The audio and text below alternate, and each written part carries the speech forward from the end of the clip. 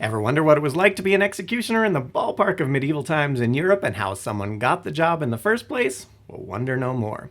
As to the latter question, it turns out that many European medieval executioners were former criminals themselves.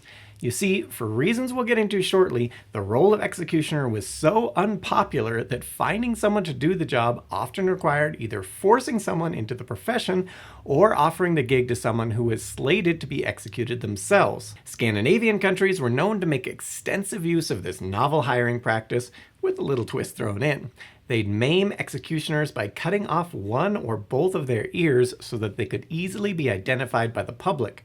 It also wasn't uncommon for people made executioners in this way to be branded somewhere on their head, once again for the purpose of their new profession being, in this case literally, written all over their face. For example, as noted in Hugo Mathiessen's Boddel og Galgefugl, in the year 1470, a poor thief stood at the foot of the gallows in the Swedish town Arboga and was waiting to be hanged. The public attending the spectacle had pity on the sinner, and when he, to save his neck, offered to become executioner in the town, it was agreed. He was pardoned, and the red-hot iron was used to brand his body with both thief and executioner mark. In Germany, on the other hand, as author Joel Harrington notes in a discussion of his book, The Faithful Executioner, while standing executioners on salary were the norm throughout Germany during the 1600s, for many centuries prior to this, it was commonplace to thrust the role of executioner upon a victim's oldest male relative. This all brings us around to why so many avoided the profession like the plague.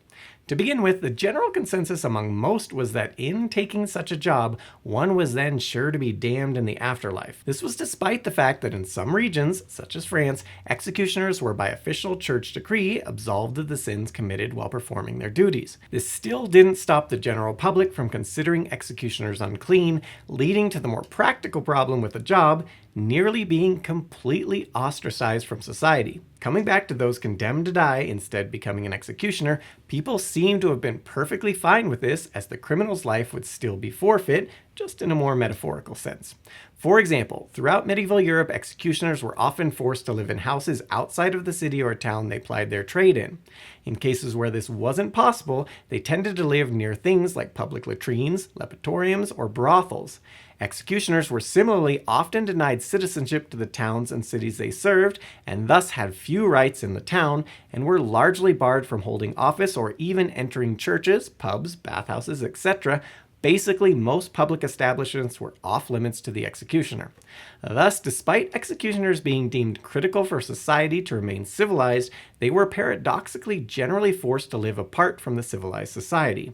In fact, some places across Europe went so far as to institute laws specifically targeting executioners and what they could and could not do in their day-to-day lives. For example, the Bavarian town of Memmingen enacted an ordinance in 1528 that forbade members of the general public dining with an executioner. Such laws, and just general attitudes, effectively limited the people an executioner could interact with in their day-to-day lives to their own family and those from the criminal underworld who simply didn't care that the executioner was unclean. On top of this, an executioner's children and spouse were likewise similarly shunned by anyone but the underbelly of society. This, combined with the fact that the children of executioners could usually only find mates with children of other executioners, understandably led to the role of executioner becoming a macabre family trade that resulted in executioner dynasties that spanned centuries. Beyond being ostracized and damning your progeny to a similar life, as well as an afterlife full of hellfire, while there were potentially ways for an executioner to make a killing with the profession, it turns out for most there simply weren't enough executions themselves to make ends meet. Alternate work was limited to jobs nobody else wanted.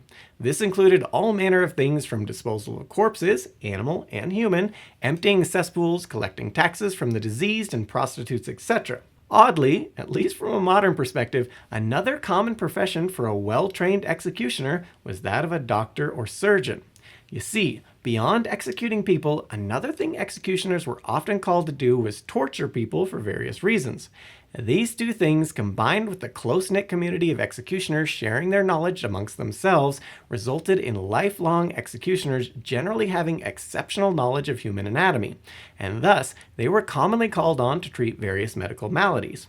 In fact, one rather famous 17th century German executioner, Franz Schmidt, noted in his journal that over the course of his near 5 decade career, he had over 15,000 people he treated as a doctor, while executing only 394 and disfiguring or otherwise torturing or flogging roughly the same number. Meaning most of the time he functioned as a doctor, despite society at the time considering him an executioner. Schmidt was one of those thrust into the profession as his father was strong-armed into becoming an executioner, condemning Schmidt to the same life once he came of age, though Schmidt's story has something of a happy ending. Like many executioners, Schmidt was given a wide berth by the public in his day-to-day life, but the incredible professionalism with which he conducted his grisly duties earned him the begrudging respect of both the general public and those in power. In his later years, Schmidt was able to parlay this into a meeting with Nuremberg authorities and then was able to appeal to Emperor Ferdinand II himself with the goal of restoring his family honor.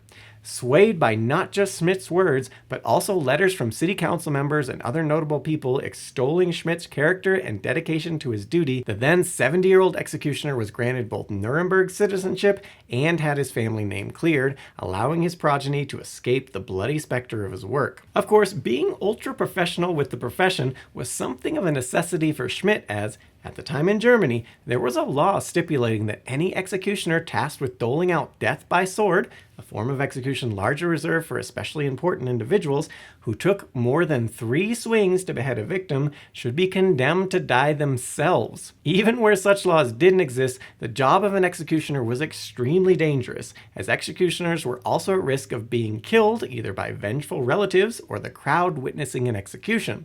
In regards to the latter, if an executioner was especially cruel in their meting out of punishment, simply incompetent to the point that they caused undue suffering or just otherwise acted in an unprofessional manner in performing their duties, it was not unheard of for a crowd to retaliate by killing the executioner on the spot, generally with no consequence to anyone in the mob. This constant danger of the job was something Schmidt himself talked about several times in his journal, though he only notes one instance where the crowd turned into a mob. This occurred during a flogging he was performing, with the person being beaten ultimately stoned to death by the crowd. As you might imagine from this, in cases like Schmidt, who was trained from childhood to take over the job from his father, a rather lengthy apprenticeship was called for, including a robust education from one's parent, followed by assisting in executions and torture from a young age. Schmidt also notes that he practiced executions extensively on various animals before being allowed to actually execute a human himself. The end goal of all of this was to make sure he wouldn't screw up, as raucous mobs didn't really care if it was someone's first day on the job or not. Now, although being an executioner came with some massive downsides, it wasn't all bad. Enterprising executioners could actually earn a fairly decent living doling out torture and capital punishment on command if they were smart about it.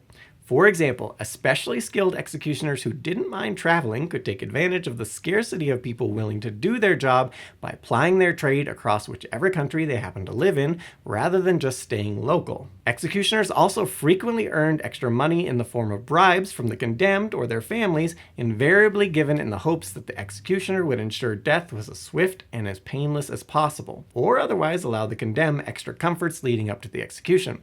This might include, for example, slipping them extra alcohol or the like to make the execution a little easier to handle. On top of this, throughout much of medieval Europe, a perk of being an executioner is that it was customary for whatever property was worn at the time of the death to be granted to the executioner. Additionally, executioners in Germany were frequently tasked with things like arbitrating disputes between prostitutes and driving lepers out of town, among other such jobs, all of which they could charge a premium for because nobody else was willing to do the job. Executioners were also sometimes not just given the job of disposing of animal carcasses, but also in some regions the explicit right to all stray animal carcasses found in a town. Depending on the animal, this could mean the rights to valuable hides, teeth, etc. An even greater benefit for certain executioners, this time in France, was the idea of the droit de havage. In a nutshell, because executioners were so ostracized and couldn't in some regions, for example, just go down to the market and shop freely, under droit de havage, executioners were more or less allowed to tax those who sold various food and drink items. This came in the form of being able to demand goods for free. Finally, there's the money an executioner would be paid for performing an execution, flogging, or the like. Although it's hard to say exactly how much an executioner could earn per hanging or beheading in today's currency due to the inherent difficulty of gauging the value of historic currencies, it's evident that it was a good amount. at least relative to the generally low social standing of executioners. For example, according to information gleaned from a statute from 1276 in Germany, an executioner could earn an equivalent of 5 shillings per execution. This is an amount roughly equal to the amount of money a skilled tradesman could earn in about 25 days at the time. Likewise, an executioner operating in England some 2 centuries later in the 1400s could reportedly earn a fee of about 10 shillings, or roughly 16 times the amount a skilled tradesman could earn in a single day. Granted, as you might have deduced from the aforementioned case of Franz Schmidt, only executing about 400 people and flogging a similar number in his near 5 decades on the job, nobody was getting rich doing this by itself, but it at least wasn't bad pay per hour of work. Finally, we'd be remiss in any discussion of medieval executioners to not point out that the idea of executioners wearing masks to hide who they were does not appear to have actually been much of a thing. Beyond, as mentioned, in many regions being literally branded as executioners, even large cities for much of history weren't actually that large, so people always knew who the executioner in a given region was, if not directly, by being marked as such. Thus, wearing a mask would have been pointless.